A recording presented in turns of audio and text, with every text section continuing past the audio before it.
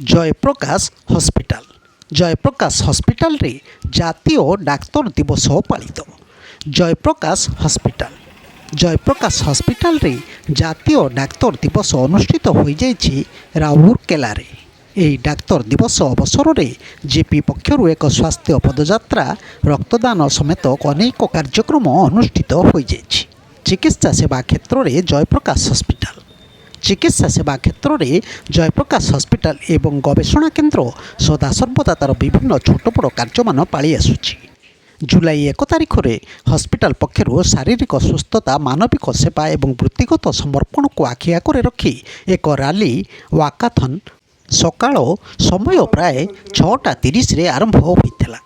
एथिरे hospital doctor nurse कर्मचारी और जेपी हॉस्पिटल प्रशासनिक एवं सहायक दल एकत्र अंशग्रहण करथिले।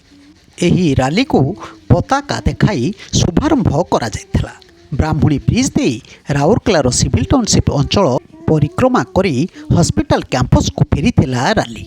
हॉस्पिटल स्टाफ माने रैली रे प्लाकार्ड और स्लोगान मान दे डाक्तर दिवस रे स्वास्थ्य संबंधी सचेतनता वार्ता बांटिथिले।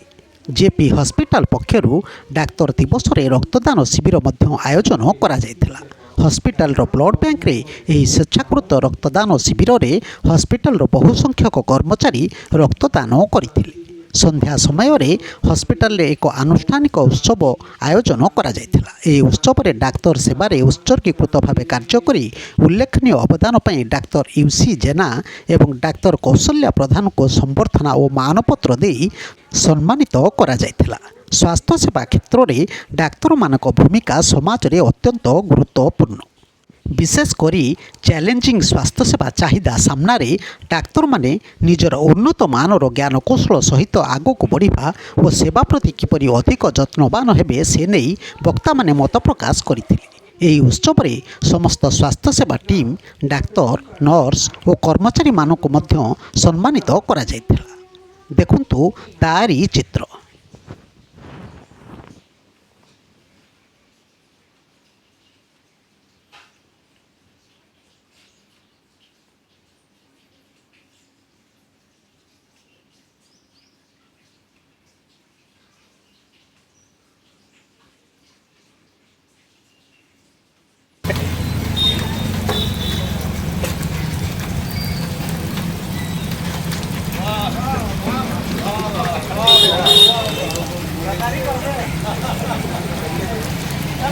हाँ जाओ जाओ हाँ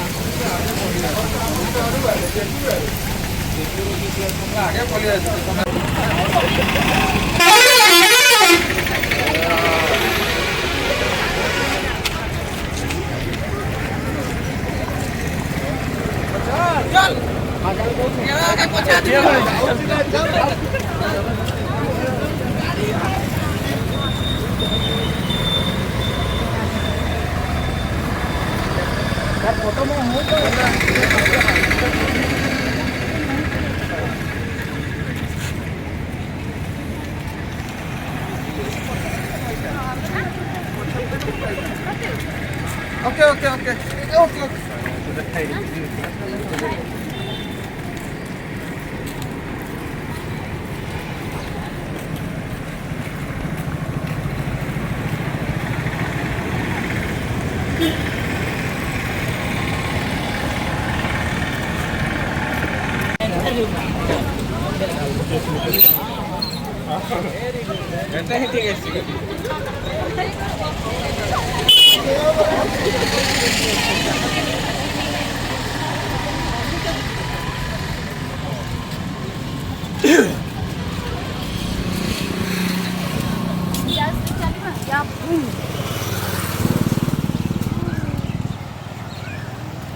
ब्यूरो न्यूज ओडिशा कथा यूट्यूब चैनल टी को आपण माने देखुचंती मतामत दियंतु, लाइक करंतु, सब्सक्राइब करंतु और शेयर मध्य करंतु।